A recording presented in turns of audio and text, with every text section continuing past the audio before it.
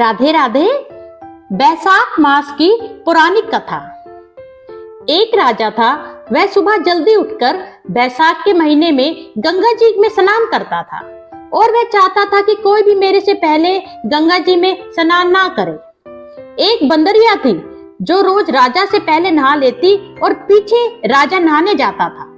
जब राजा ने पानी हिलता हुआ देखा और बिखरा हुआ देखा तो उसने एक सिपाही पहरे पर बिठा दिया। सिपाहियों से कह दिया कि मेरे से पहले कोई भी यहाँ नहाने ना आए। गंगा जी के किनारे एक पेड़ था, उसके ऊपर बंदरिया बैठी रहती थी। डाली के सहारे उतरकर गंगा जी में नहा लेती और पेड़ पर जाकर फिर दोबारा बैठ जाती। बैसाख मास पूरा हो गया। उसे एक दिन सिपाही ने देख लिया। उसने देखा कि जब अंधेरे में उन्हें कुछ भी नहीं दिखता और उन्हें नींद आ जाती है तो यह बंदरिया उस समय गंगा जी में स्नान कर लेती है। सिपाही उसको पकड़कर राजा के पास ले गया और कहा कि यह बंदरिया आपसे पहले नहाती है। राजा ने प्रण किया हुआ था कि यदि कोई औरत मेरे से पहले नहाती होगी तो मैं उसके साथ विवाह कर लूंगा। राजा ने बंदरिया से विवाह कर लिया, धर्म मानने लग गया। बैसाख में नहाने से बंदरिया के बच्चे होने की आशा हो गई। पूरे महीने हो गए, तब बंदरिया ने पूछा कि मेरे बच्चा होएगा तो मैं किसे जगाऊंगी। तब राजा ने महल में एक घंटी बंधवा दी और कहा जब तेरे दर्द हो तू घंटी हिला दियो, फिर आकर सारा इंतजाम कर दूंगा। राजा के कई रानियां थी। उन्होंने उस बंदरी से पूछा ये घंटी किसने बांधी है। तब वह बोली राजा जी ने बांधी है, मेरे बच्चा होगा तो मैं उन्हें बुलाऊंगी। रानी ने कहा जरा बजाकर दिखा कि राजा आएगा या नहीं। बंदरिया ने घंटी बजा दी। राजा आया। जब पूछा घंटी क्यों बजाई, तब बंदरिया बोली कि रानी ने कहा था। बंदरिया के बच्चा होने लगा तो उसने घंटी बजाई, परंतु राजा नहीं आया। फिर रानियों ने बंदरिया से पूछा मैं बच्चा कैसे पैदा करूं। तब रानियों ने कहा आंख में पट्टी बांध ले, ओखली में सिर दे दे।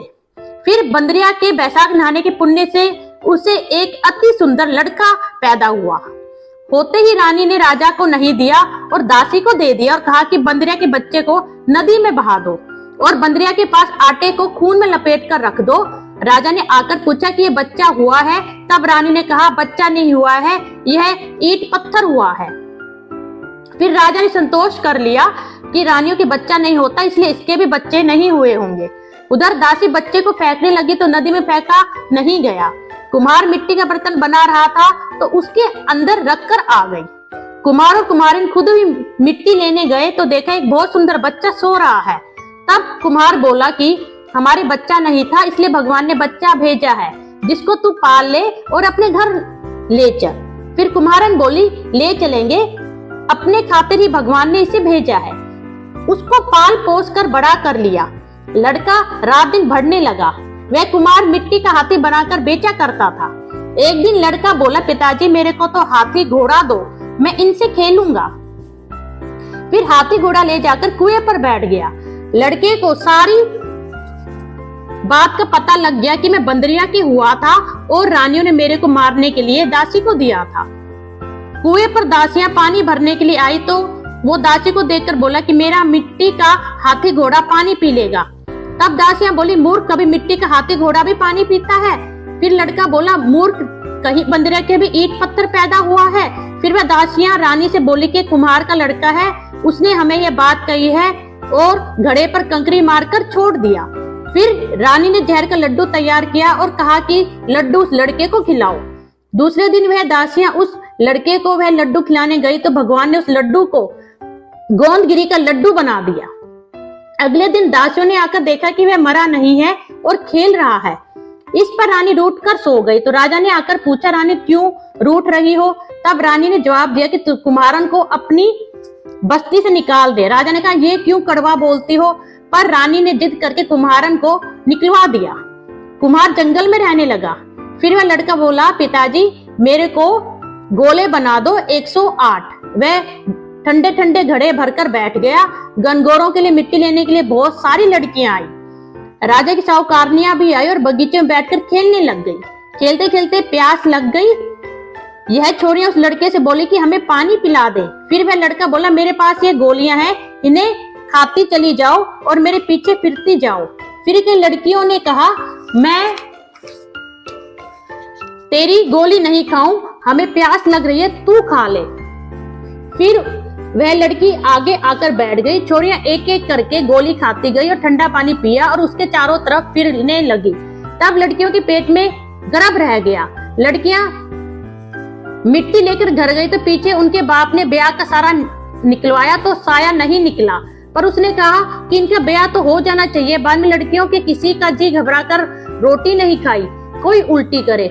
फिर सबने उनसे पूछा, तुम्हारे ये क्या हो गया?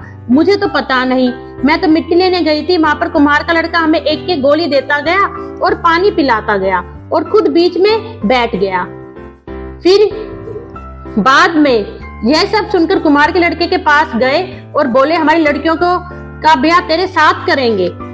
उसने सबके साथ फेरे लिए। फिर कुम्हार बोला, आप बड़े आदमी हो, राजा रानी हो, मेरा बेटा ऐसा क्यों करेगा? पर सब कोई उसने अपनी अपनी लड़कियों के विवाह उस लड़के के साथ कर दिए। बहुत सा धन दौलत देकर लड़कियों को विदा कर दिया और इस तरह 108 बहुएं घर आ गई। फिर सबके लड़के भी हो गए और 108 कमरे करवा दिए। सब बहुओं के लिए भी कमरे बनवा दिए। फिर लड़के ने कहा, पिताजी हम सारे नगर में दावत बुलवाएंगे और इतनी सारी बहुएं आई हैं, इतने पोते हुए हैं। तब कुमार ने कहा, जिमा दो। तब सारी नगरी और राजा रानी को बुलवा भेज दिया गया। सब कोई जीमने आए और राजा का परिवार सेना सहित खुद आया। लड़के ने कहा, बंदरिया को क्यों नहीं लाए? राजा ने कहा, बंदरिया को भी बुला लेते हैं। राजा ने बंदरिया को बुलाने के लिए रथ पालकी सजाकर भिजवा दी। वहां पर सारी सभा में सोने की चौकी पर सुंदर गद्दी बिछवा दी। फिर बंदरिया आई तो गद्दी के ऊपर बिठा दिया और 108 बहुओं से कह दिया कि ये बंदरिया मेरे जन्म की माँ है और सब कोई सोने की मोहरें देकर गोद में पोते देती जाओ। फिर सब बहुएं आई और सोने की मोहरें देकर पैर छूकर गोद में पोते देती गई। बंदरिया सबको आशीर्वाद देती गई। फिर राजा की रानियां समझ गई कि और राजा से कहा, ये हमें बुलाकर हमारा अपमान कर रहे हैं, इसलिए हम यहाँ से जा रहे हैं। फिर राजा भी लड़कर बोला कि हे भाई, तू बंदरिया का स्वागत इतना क्यों कर रहा है? जब वह बोला, ये बंदरिया मेरी जन्म की माँ है। तब राजा ने पूछा, कैसे? मैं बंदरिया से पैदा हुआ था तो तुम्हारी रानियों ने मुझे दासियों को दे दिया और कहा कि इसे नदी में बहा दो, लेकिन दासी ने मुझे नदी में नहीं बहाया, मुझे उसने कुम्हार कुम्हारिन के मिट्टी में रख दिया था और उन्होंने ही मुझे पाल पोस कर बड़ा कर दिया। और रानियों ने तुम्हारे से कहा कि इसके ईंट पत्थर पैदा हुआ है। जो दासी मेरे को ले गई थी वह यहीं पर खड़ी है। और दासी ने कह दिया, हाँ मेरे को दिया था, मेरे से इसे नदी में नहीं फेंका गया, इसलिए इसको मैंने कुम्हार कुम्हारिन की मिट्टी में रख दिया।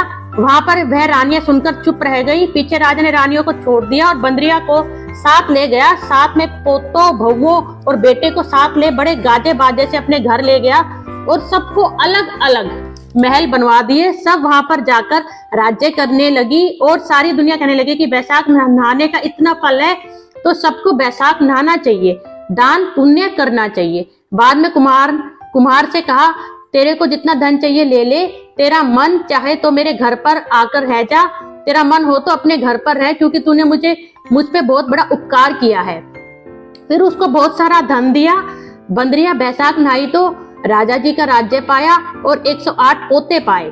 हे भगवान, जैसे बंदरिया को सुख संपत्ति दी वैसे ही सबको देना। जो कोई इस कहानी को कहता और सुनता है उसकी भगवान की कृपा से सब मनोकामनाएं पूर्ण होती हैं।